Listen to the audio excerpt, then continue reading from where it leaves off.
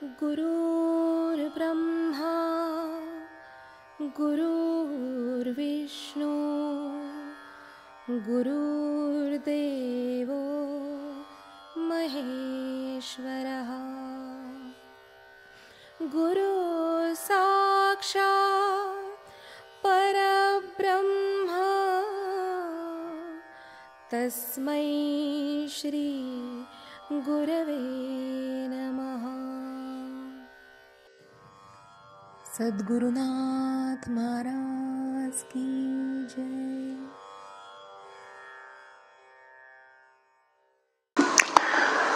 अश्रद्धान्नः पुरुषा धर्मस्यास्य परंतप अप्राप्यं मां निवर्तन्ते मृत्यू संसार वत्मनी।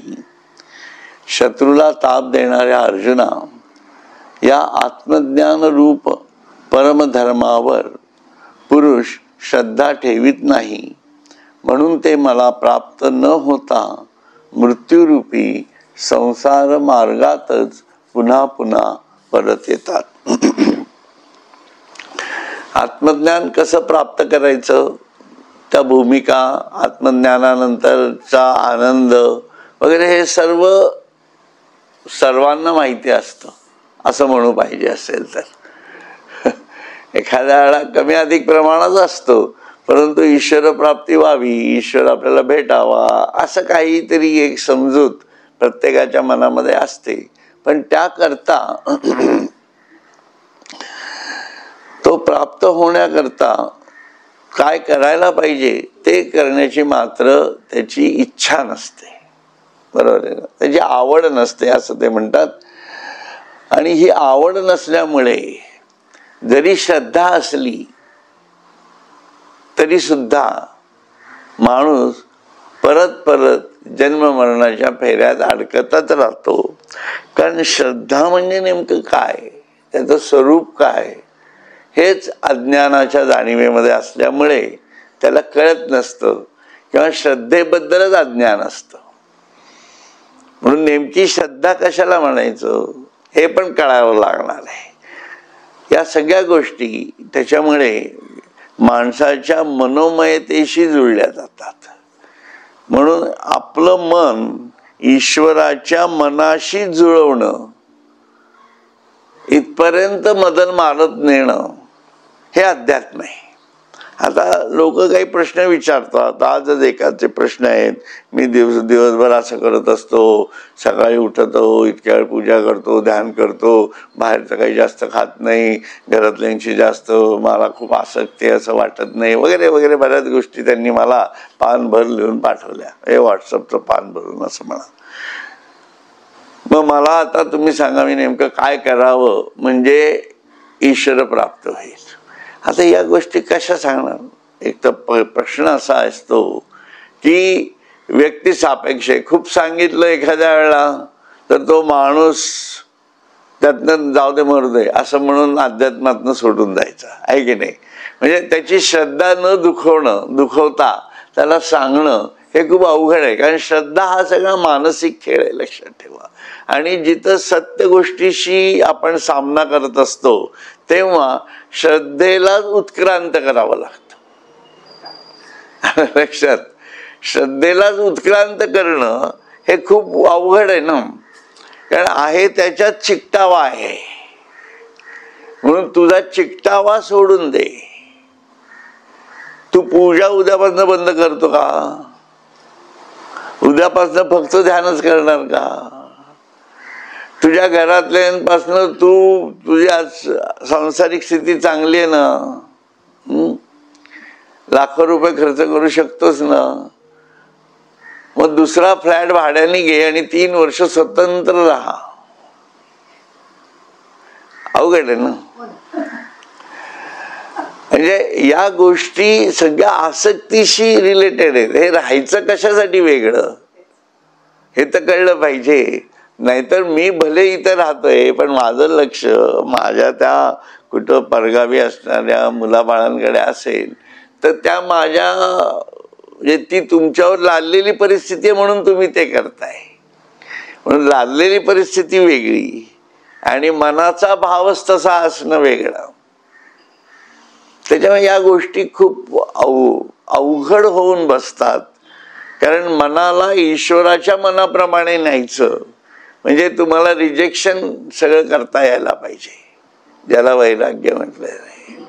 आणि तरीही मानसिकता उंचावत ठेवावी लागते, ज्याला ॲस्पिरेशन म्हणतो. आणि एवढं सगळं करूनही परत ईश्वरालाच सरेंडर व्हायचंय. ही ईश्वराची मानसिकता आहे ना. या संपूर्ण विश्वात दिसतं काय आपल्याला?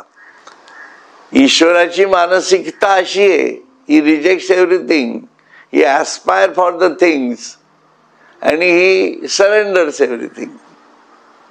मग ही मानसिकता आणि आपली मानसिकता याची बरोबरी करून बघा, म्हणजे मग आपल्या लक्षात येईल की आपल्याला साधनेतनं कितपत यश मिळालं आहे, किती अपयशी आहोत.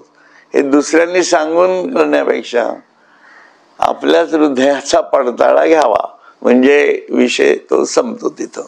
असो, म्हणून पाहेपा दूध पवित्र, पाहेपा दूध पवित्र आणि गोड, पासी त्वचेची पदरा आड, तरी ते अभेरुनी गोचिड अशुद्धची सेवी.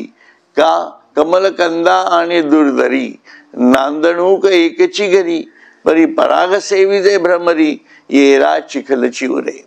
अर्जुना पहा, पवित्र आणि गोड दूध जवळच कातडी रूपी पडद्याच्या आड असते, पण ते टाकून गोचीड रक्तातेच सेवन करीत असतो. जे गाईचं जे स्तन असतं तिथं गोचीड बसतात ना, तर त्या याच्या त्वचेच्या पलीकडेच दूध असतं खरं तर, परंतु ते दूध पित नाही, ते रक्त ओढतं फक्त. तसं किंवा कमलाचा कंद आणि बेडूक एके ठिकाणीच असतात, पण भ्रमर परागाचेच सेवन करतो आणि बेडकाला चिखलच मिळतो.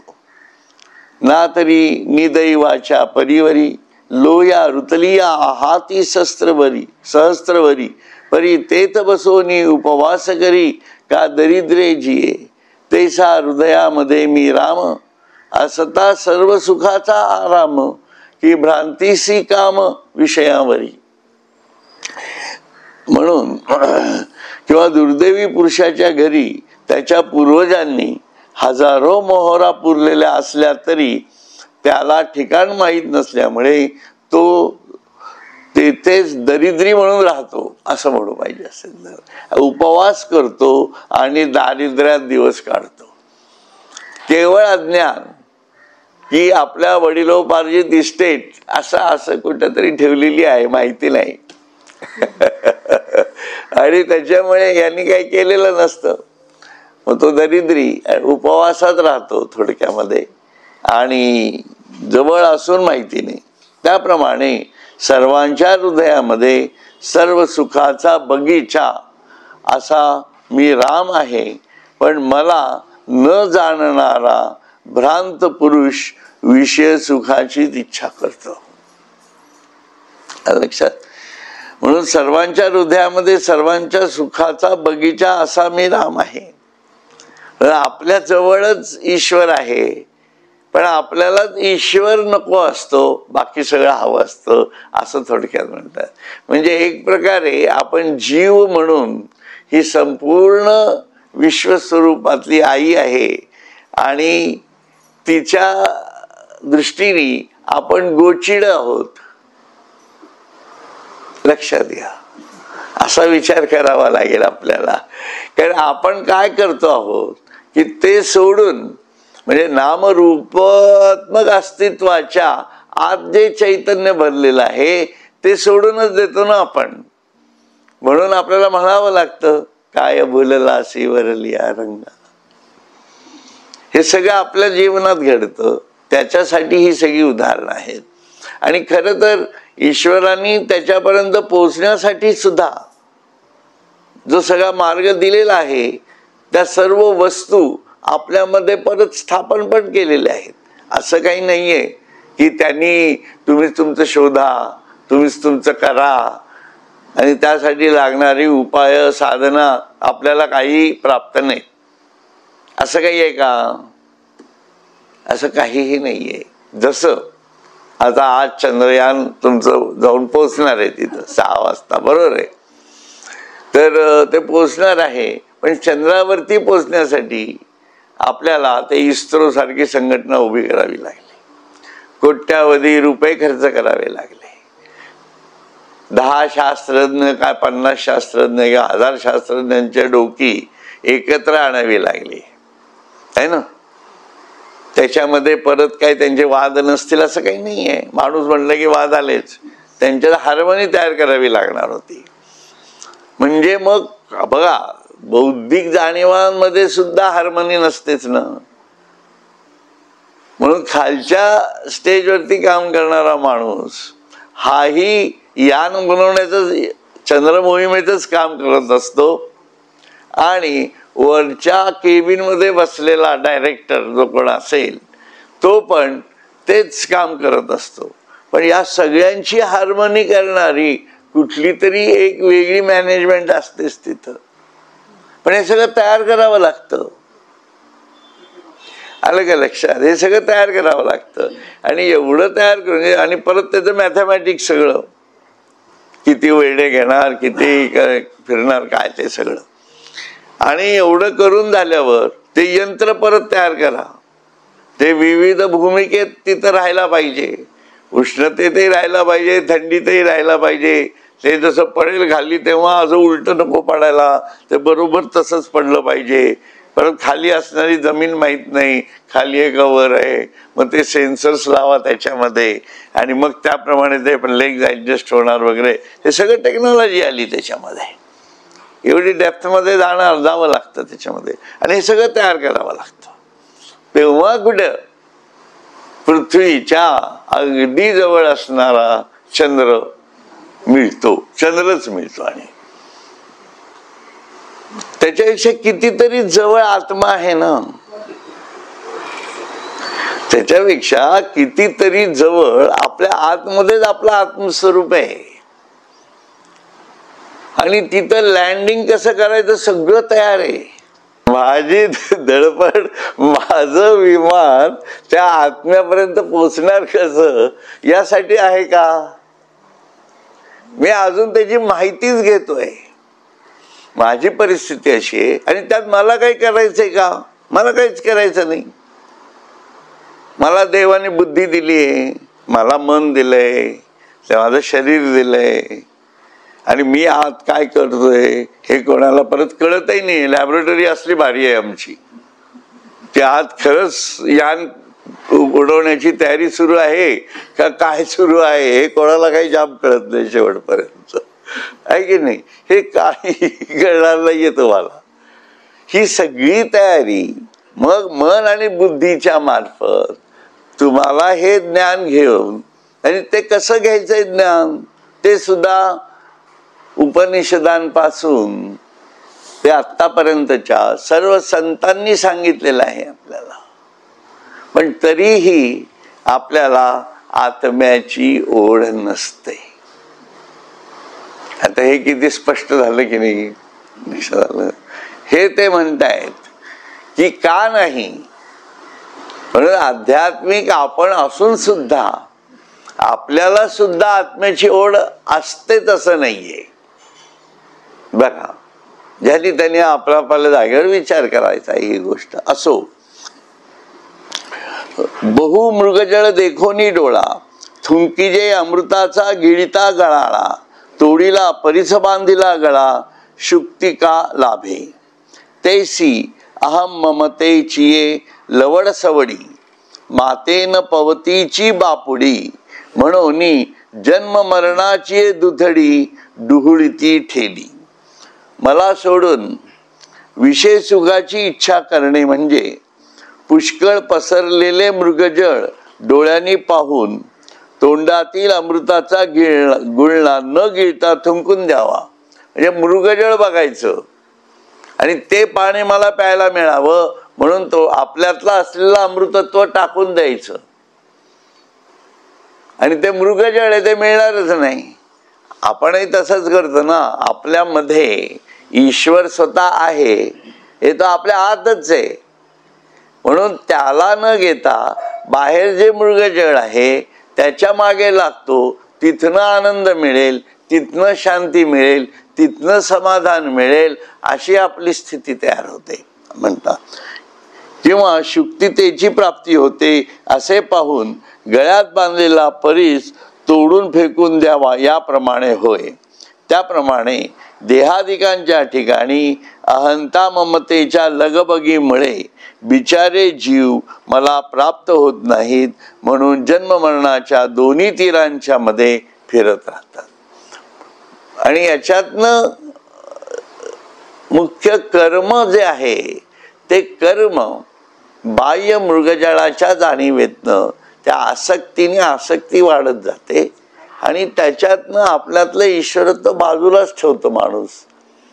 आणि आपल्याला आनंद जो हवा असतो तो मूळ आनंद आपण गमावून बसतो, आहे की नाही. म्हणजे आता थोडक्यामध्ये इथं हे चित्र काढलेलं आहे. शंकराच्या पिंडीचा आकार दिला, हे दिले, कला म्हणून सगळं चांगलं आहे, ओके. पण आपण त्याच्यातनच आनंद घेत बसतो. प्रॉब्लेम जो आहे ना आपला तो आहे आपण या आनंदात आनंद नाही का, आनंद जरूर आहे, मी काही नाही म्हणत नाही, कोणी नाही म्हणत नाही त्याच्यात, पण तो स्थायी आनंद नसतो. केवळ ती आकृती कुठेतरी ईश्वराच्या जाणीवेतनं असल्यामुळे आपल्याला ओढ असते, है ना. त्याच्यामुळे आपण तो आनंद घेऊ शकतो, ही आपल्यातली आध्यात्मिकता आहे. परंतु उद्या परवाला मला हे काढूनच टाकावं लागणार आहे, म्हणजे हे मृगजळच नाही का, असा विचार करावा लागणार आहे आपल्याला.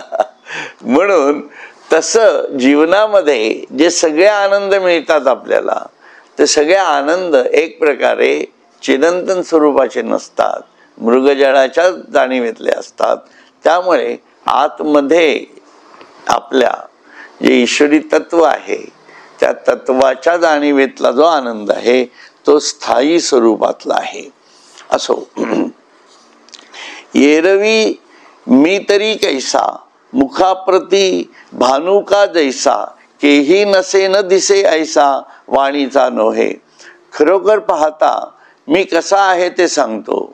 ज्याप्रमाणे सूर्य सदा सन्मुख असतो तसा मी सर्वांच्या समोर आहे, कोठे नाही म्हणून दिसत नाही असा दुर्मिळ नाही. ईश्वराने त्याचं स्वरूपच असं सांगितलंय आणि मी प्रत्येकाच्या सन्मुख उभा आहे. म्हणून आपल्या अंतरंगामध्ये शिरून आपल्या सन्मुख ईश्वर उभा आहे, यालाच अहमात्मा कधीची विसरू नये असं म्हणावं लागतं. आणि तो ईश्वर कसा आहे, तो असा नाही आहे, तो त्याच्या स्वयंभू कलातीत जाणीवेतनं उभा आहे.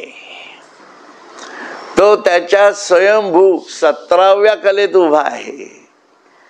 तो त्याच्या स्वयंभू निरंजन अवस्थेत उभा आहे. तो त्याच्या स्वयंभू शून्यावस्थेत आहे, निशून्य अवस्थेत आहे आणि महाशून्य अवस्थेत आहे. म्हणून तो सूक्ष्म आणि विशाल अशा जाणीवेतला असल्यामुळे तुमच्या आतमध्ये तो जेव्हा उभा आहे असं तुम्हाला वाटतं तेव्हा तो सूक्ष्मात असतो उभा, आणि त्याचं विशाल स्वरूप आपल्या चिदाकाशात बघावं लागणार आहे. हे डोळे उघडायचा विषयच येत नाही याच्यात कुठं लोकांना, परंतु समजण्यासाठी म्हणून विश्वरूप अशा आपण कल्पना घेत असतो. पण या सगळ्या अंतरंगातल्या खुणा आहेत. बाहेर काही आतमध्ये काही तुम्हाला असे चंद्र सूर्य वगैरे अशा ग्रहमाला वगैरे असं विश्व दिसत नाही असं नाही, ते आकाशच असतं. पण त्याच्यात असलेलं चैतन्य दिसतं, तो ईश्वर असतो. म्हणून चिदाकाश हा एक प्रकारे साधकाच्या दृष्टीने त्याच्या साधनेचा अनंत जाणीवेतला परीघ असतो असं म्हणा. अंगण आहे ते, विश्वाचे अंगण आहे ना. मया तद्मिदं सर्व जगद व्यक्त मूर्तिना मस्थानी सर्वभूतानी च अहम तेष्वस्थितः. मी आपल्या अव्यक्त मूर्तीने म्हणजे सर्व नामरूपाने नटलेल्या अतींद्रिय व व्यापक अशा सगुण स्वरूपाने सर्व जगात व्यापून आहे. माझ्या ठिकाणी सर्व भूते आहेत पण मी त्यात नाही. अगदी सेम श्लोक चतुश्लोकी भागवतात आहे. म्हणजे माझं स्वरूप तू कसं जाण असं जेव्हा ते म्हणतात तेव्हा ब्रह्मदेवाला महाविष्णू सांगताना असंच सांगतात की तू ही सृष्टी निर्माण अशी कर. त्याला कारण तो संकेत आहे त्याच्या दृष्टीने, आणि त्याला निर्माण करायचंय. हे निर्माण झाल्यानंतरची स्थिती आहे. म्हणून निर्माण करताना तू असं तयार कर की मी सर्वात असूनही नसेन असं माझं स्वरूप दाखव. म्हणून विश्वास आहे, ही त्याची इच्छा आहे. म्हणून तर सर्वात असून कशात नाही असं म्हटलं जातं. म्हणजे माझ्या ठिकाणी सर्वभूत आणि माझ्या ठिकाणी असं त्यांनी म्हटलेलं आहे लक्षात. मी उभा असं म्हणलंय. मी प्रत्येक जीवाच्या पुढे उभा आहे, बसलेला आहे, ध्यानस्थ आहे असं काहीही सांगितलेलं नाहीये. उभा म्हणजे उभा. उभ्याला काय शब्द आहे दुसरा आहे की नाही. आणि तो असा उभा आहे की त्याला हालचाल नाही, अचल आहे परत, आणि अतिचेतनही आहे. म्हणून तो तटस्थ आहे. म्हणून तुम्ही साधनेत तटस्थ झालात तर लक्षात घ्या यान उतरलं. मॅच झालं ना. मॅच झालं तुम्ही. म्हणून असो याप्रमाणे. आणि मी त्यात नाही. हा विस्तार खूप मोठा आहे ऍक्च्युली. कारण याच्यामध्ये कसं आहे माहिती का, मी आपल्या अव्यक्त मूर्तीने म्हणजे सर्व नामरूपाने नटलेल्या अतींद्रिय व व्यापक अशा सगुण स्वरूपाने, म्हणजे सगुण स्वरूपाने म्हटलेलं आहे आणि अतींद्रिय आणि व्यापक असंही म्हटलेलं आहे त्यांनी. सर्व जगाला व्यापून आहे. म्हणून प्रत्येक निर्मिती जी झालेली आहे पंचमहाभूतांपासूनची सर्व निर्मिती ही ईश्वराच्या ज्ञानातनं कशी झालेली आहे हे समजून घ्यावं लागणार आहे. आणि ती सूक्ष्मात कशी निर्माण होते. म्हणून तुम्ही जेव्हा ॲटम किंवा याचा विचार करता तेव्हा सूक्ष्मामध्ये आत गेलात तर तो न्यूट्रॉनच असतो. त्या न्यूट्रॉन म्हणजेच काय, उभा, तटस्थ. आणि त्याच्या जाणीवेतनच तो जेव्हा इलेक्ट्रॉन्स बाहेर सोडतो म्हणजे त्याच्या ज्ञानाच्या गोष्टी बारीक बारीक बारीक बारीक बारीक बाहेर सोडतो. म्हणजे त्याची जी न्यूट्रल अवस्था आहे त्याच्यातनं ते कण बाहेर जेव्हा येतात तेव्हा ते लांब जातात त्याच्यापासून, म्हणून निगेटिव्ह होतात. आणि परिणाम त्याचा पॉझिटिव्ह म्हणून येतो लक्षात. म्हणून त्याच्यापासून जो बाहेर गेला तो निगेटिव्ह झाला. इलेक्ट्रॉन निगेटिव्ह चार्ज तयार झाला आणि तो गतीमध्ये आला. काळ तिथनं त्याच्यातनं लांब गेलं की काळ सुरू. म्हणून तिथनं गती दिसते तुम्हाला. आणि ही जी सगळी मांडणी तो करतो की ती आपल्यापासनं भूमिका लांब घेऊन जायच्या आहेत आणि कुठल्या कुठल्या जाणीवांना आपल्यामधनं बाहेर काढायचं आहे हे सर्व ज्ञान त्याला असतं. कारण त्याच्यासमोर ॲटम नसतो तर त्याच्यासमोर त्या ॲटममधनं निर्माण होणारा पदार्थ असतो. त्याच्यामुळे ते जे त्याचं गणित आहे ते 2n² आहे. बरोबर ना. याच नियमाने प्रत्येक ऑर्बिट मधनं ते इलेक्ट्रॉन फिरत जातात. आणि सगळा व्यापार जो होतो तो व्यापार त्याच्याजवळ होतच नाही, त्याच्यापासून लांब असणाऱ्या ज्ञानापासून होत जातो. म्हणून देवाणघेवाण इलेक्ट्रॉन्सची जी चालते ते शेवटच्या ऑर्बिटमधनं चालते, त्यातनं मॉलिक्यूल होतो, त्यातनं पार्टिकल होतो आणि त्यातून वस्तू नामरूपात येते. पण सेंटरला तो न्यूट्रलच आहे. आले लक्षात? आणि त्याचा आलेला परिणाम, इलेक्ट्रॉन्सच्या फिरण्याचा परिणाम, तो अहंकार, प्रोटॉन. म्हणून हे सगळे चार्जेस आहेत, याच्यात घनता नाहीये कुठं. आणि ते इलेक्ट्रॉन मला वाटतं आपल्या परवाच्या लेक्चरमध्ये सांगितलं होतं तिथं, ते जर जसेच्या तसे दाबले आतमध्ये तर काय होईल, निगेटिव्हिटी पूर्ण प्रोटॉन मध्ये निघून जाईल, परत न्यूट्रल ऍटमॉस्फिअर राहणारच आहे तिथं. तो अव्यक्त मी तिथं कायम सगळ्यांच्या समोर उभा आहे, लक्षात. म्हणून हे सगळा विषय सूक्ष्मात होतो आणि तोच विश्वनिर्मितीला कारण घडतो. म्हणून हा जो मूळ त्याचा स्पंद आहे, हा स्पंदच असा आहे की तो सर्व हलवत असतो, ती त्याची मानसिकता आहे. म्हणून ईश्वराच्या अतिमानसिक जाणीवेमधनं सर्व विश्वनिर्मिती होते. जसं आपल्या मनामधनं आपल्या विश्वाची निर्मिती होते. म्हणून ईश्वराची आपल्या मनातनं निर्माण झालेली निर्मिती हे मृगजळच आहे ना. मग ईश्वराच्या मनातनं निर्माण झालेली निर्मिती आपल्याला अगदी सत्य वाटत असली तरी त्याच्या दृष्टीने मृगजळच आहे. म्हणून तो त्याला काळात बांधून टाकतो. त्याला लय झालं तरी त्याचं काय वाटत नाही, उत्पत्ती झाली तरी काही त्याला घेणं देणं नाही, स्थिती असली तरी काही घेणं देणं नाही. पण मी जे निर्माण केलेलं आहे त्याची व्यवस्था मी नसताना सुद्धा व्यवस्थिशीर राहायला पाहिजे, ही त्याची एक प्रकारची मॅनेजमेंट आहे. जसं रतन टाटा हे काही त्यांचं जे काही घर असेल, कुठं राहतात एक तर ते कळत नाही कोणाला, आज कुठे आहेत उद्या कुठे आहेत हे माहिती नसतं पहिली गोष्ट. तरी त्यांचे सर्व दूर भारतात विदेशात जे कारखाने चाललेले आहेत ते चाललेच आहेत ना. आणि ते सर्वत्र उभे पण आहेत सर्वांच्या समोर. ही कशी स्थिती आली? म्हणून ही निर्मितीची जी पद्धत असते ही अशी असते. आणि ते जे निर्माण करतात, काय गाड्या असतील, काय अजून काय इलेक्ट्रॉनिक असेल, काय जे असेल ते स्वतःसाठी करतात का? स्वतःसाठी करत नाही, रिजेक्ट्स, लक्षात.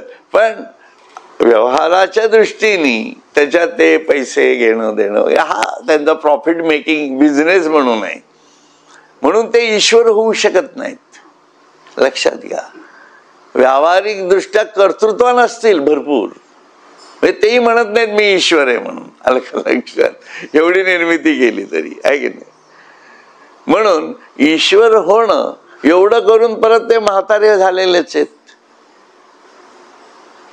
आहे ना. म्हणजे मी खूप कर्तृत्ववान आहे म्हणून मी कायम तरुण राहीन असं काही त्यांनी शोध लावलेला नाहीये कुठला, आहे ना. त्याच्यामुळे तेही वयस्कर झाले. जे नियम आपल्याला लागू आहेत ते त्यांनाही लागू आहेत. जो श्वास आपल्याला मिळतो तो त्यांनाही मिळतोय. म्हणून ईश्वराने कोणावर अन्याय केलाय का या बाबतीत? तो नाही केलेला.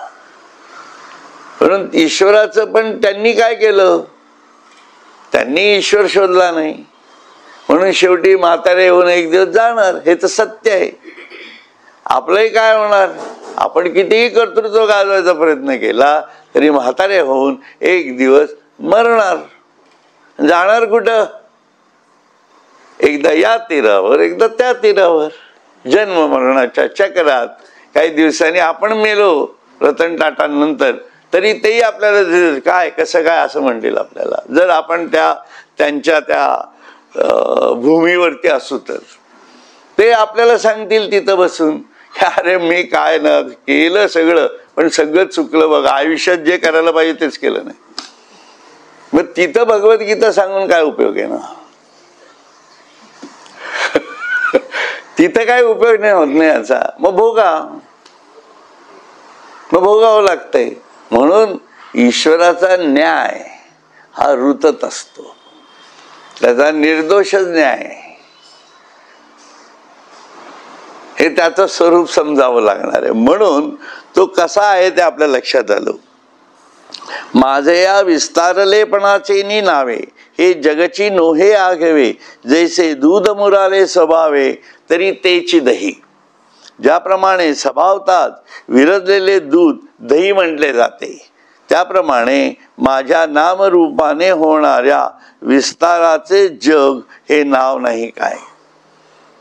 म्हणून हे संपूर्ण विश्व जे आहे ते त्याच्या विस्ताराचीच भूमिका आहे. फक्त विरजलेलं आहे. ईश्वराचं विरजण त्यांनी स्वतः घातलं आणि जे तयार झालं ते विश्व असं त्यांना म्हणायचं थोडक्यात. म्हणजे परब्रह्माच्या नामरूपाने होणाऱ्या विस्ताराला जग हे नाव आहे असे माऊलींचे म्हणणे आहे. ठीक आहे. का बीजची जाहले तरू, का बीजची जाहले तरू, अथवा भांगारची अलंकारू, तैसा मज एकाचा विस्तारू, ते हे जग. किंवा बीजच जसे झाड होते अथवा सोनेच अलंकार होते, असे हे जग म्हणजे केवळ माझ्या एकाचाच विस्तार होय.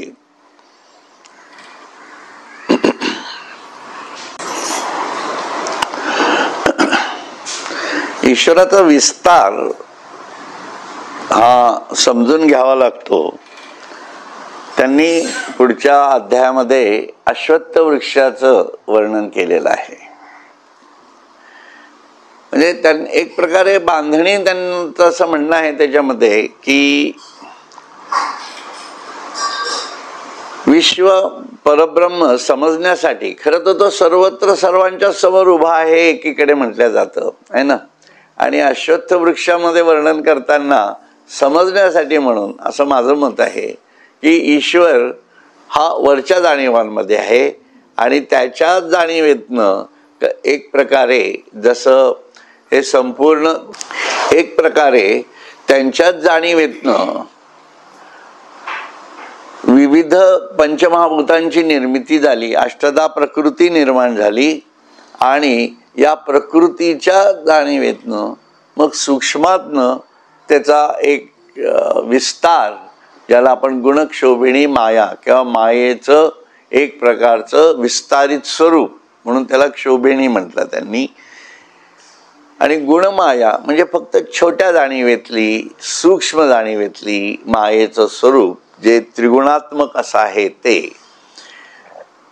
असं सुरुवातीला बीज ज्याला म्हणतात, विश्वबीजाच्या कोंभा सावली केली आहे ना. ही जी काही संकल्पना आहे ती या जाणीवेतली आहे की हे विश्वबीज प्रथम तयार झालं आणि या कारण हे बीज कुठं तयार होतं, ईश्वराच्या अतिमानसिक जाणीवेत तयार झालं.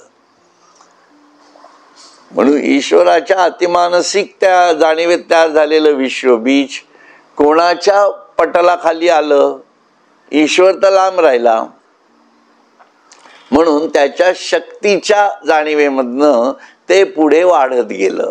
म्हणून संपूर्ण विश्वामध्ये दोन शक्ती आपल्याला दिसतात.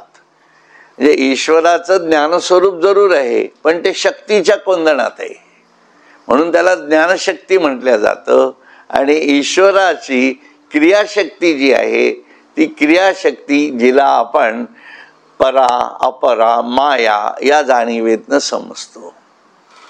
म्हणून क्रियाशक्ती आणि ज्ञानशक्ती या दोघांचाही स्पंद आहे आणि तो स्पंद मी ब्रह्म आहे आणि सर्वम खलु इदम ब्रह्म अशा दोन जाणीवेतला आहे, ज्याला आत्मकेंद्रित आणि आत्मविस्तारित अशी जाणीव म्हटल्या जाते. त्यामुळे याच्यात प्राथमिकपणे ती शक्ती जेव्हा बाहेर आली ती कोणाची शक्ती आहे असा विचार केला तर ती अतिमानसिक पराशक्ती, तिने बाहेर येताना ईश्वराचे 3 गुण घेऊन बाहेर आली ती. म्हणून ती शक्ती त्रिगुणात्मक शक्ती आहे. म्हणून ती बाहेर आल्यावर त्रिगुणात्मक झाली म्हणून ती अपरा झाली. परेची अपरा झाली. ती गुण घेऊन येताना ईश्वराचे गुण घेऊन आली आणि त्याच परेनी ईश्वराच्या अनंत ज्ञानाला तुकड्यात तुकड्यात विभाजित केलं. तरी तो आनंद म्हणून शिल्लक राहिलाच.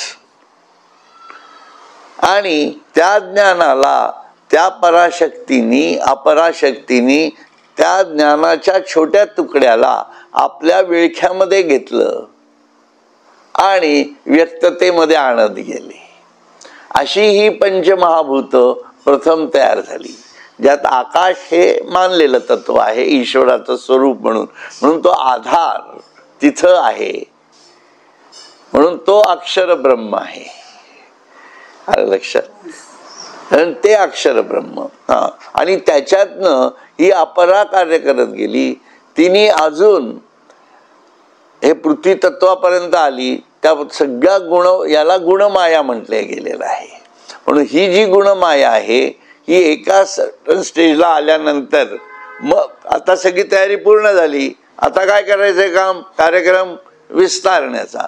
म्हणून ती विस्तार पावली. असं लक्षात ठेवण्यासाठी करा, म्हणजे तुमचा गोंधळ होणार नाही काही. म्हणून मी ती मांडणी तशी करतो नेहमी. आणि ती विस्तारित झाली. संपूर्ण पृथ्वी तत्वापर्यंत सगळं निर्माण झालं. त्याच्या पुढे काय निर्माण व्हायचंय? अजून जडत्वाच्या पलीकडे काहीच नाहीये. म्हणून जडत्वाचा एंड आल्यानंतर परत ती शक्ती उलटी सरकायला लागली. लक्षात? म्हणून घोर अज्ञानातनं ती शक्ती जेव्हा उलटी फिरते तेव्हा, कारण का? तिच्या आतमध्ये चैतन्य भरलेले. तिच्या आतमध्ये चैतन्य आहे.